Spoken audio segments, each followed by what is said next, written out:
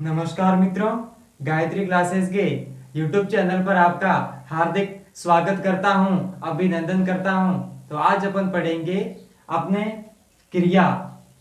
अपना पिछली क्लास में अपन ने सर्वनाम पूरे पढ़ लिए थे, तो आज अपन नया टॉपिक शुरू करते हैं, वो है क्रिया। तो हिंदी व्याकरण में ये महत्वपूर्ण टॉपिक है, तो अपन इसको अब पढ़ते हैं। तो क्रिया को पढ़ेंगे तो सबसे पहले जानेंगे कि क्रिया होता क्या है, क्रिया का शाब्दिक अर्थ क्या होता है। तो क्रिया का शाब्दिक अर्थ होता है किसी कार्य का होना। क्रिया का अर्थ होता करना, किसी भी काम को करना। अब क्रिया को संस्कृत में अपन कहते हैं धातु, और धातु वो होता है जिससे अपन को किसी काम करने का अपन को नॉलेज होता है, ज्ञान प्राप्त होता है। तो इसकी सबसे पहले परिभाषा की बात करते हैं। तो इसकी परिभाषा हो जाएगी, जिस शब्द से किसी कार्य के करने का बोध होता है, बोध यानी ज्ञान होता है, अपन को जानकारी मिलती है, होता है, उसे क्रिया कहते हैं। तो ऐसे शब्दों से अपन को जानकारी प्राप्त होती है कि कोई कार्य हो रहा है, कोई काम हो रहा है। तो किसी काम के होने का बोध होता है ना, वो क्रिया के अंतर्गत आता है। जैसे अपन उदाहरण देखते हैं, पढ़ना। क्या शब्द आ गया? पढ़ना। अब अपन पढ़ना, अपन शब्द देखते हुए पता लगा रहे कि कोई पढ़ रहा है। पढ़ना मतलब कोई क्रिया होना, कोई काम का होना। तो अपन को इस शब्द से पता चलता है कि पढ़ना। अब अपन बात करते हैं क्रिया के भेद।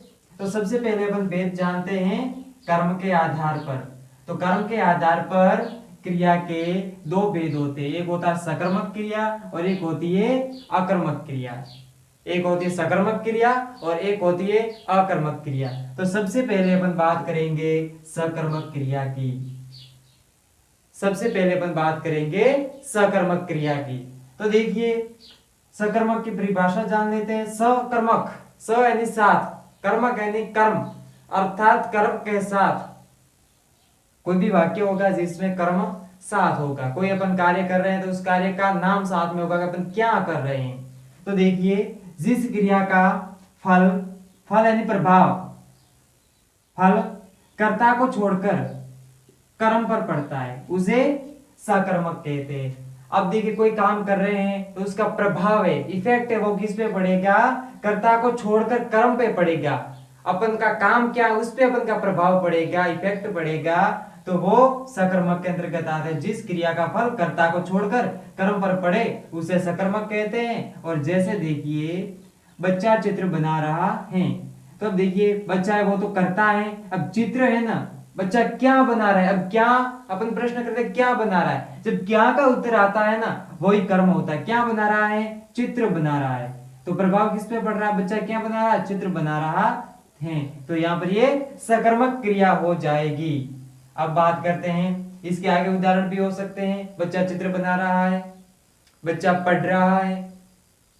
क्या पढ़ रहा है? जैसे बच्चा एक कोई प्रार्थना पत्र पढ़ रहा है, तो ये सकर्मक के साथ हो जाएगा। अब पढ़ते हैं आकर्मक क्रिया। तो सबसे पहले अपन बात करेंगे अकर्मक की। तो अकर्मक यानी इसमें कर्म है वो साथ में नहीं होगा, अकर्मक है। पहले से आते ही इसका जो भाव है वो नकारात्मक हो जाता है। तो इसकी परिभाषा हो जाएगी, जिस वाक्य में क्रिया का फल, क्रिया का प्रभाव कर्ता पर पड़ता है, क्योंकि कर्म प्रयुक्त होता ही नहीं। क्योंकि सबसे अपन ने पहले देख लिया था अकर्मक, अ अर्थात साथ में नहीं होगा, वो करता है वो साथ में नहीं होगा।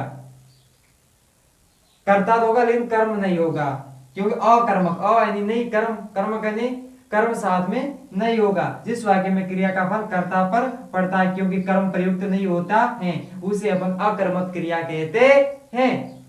अब देखिए, जैसे राम गाता है, अब अपन ने वहां पता किया था, वहां उदाहरण था कि बच्चा चित्र बना रहा है। अपन ने पूछा क्या बना रहा है? चित्र बना रहा है। क्या का उत्तर आ रहा था। अब यहाँ पर प्रश्न किया जाए, राम गाता है, क्या गा रहा है? उत्तर नहीं आ रहा है। पता नहीं प्रार्थना गा रहा है, गीत गा रहा है, क्या गा रहा है, हमें पता नहीं चल रहा। जहां पर क्या का उत्तर नहीं आता है वहां पर अकर्मक क्रिया होती है। लेकिन पता चल रहा कौन गा रहा है, राम गा रहा। राम कौन है? काम को करने वाला, और काम को करने वाला ये हमेशा करता होता है।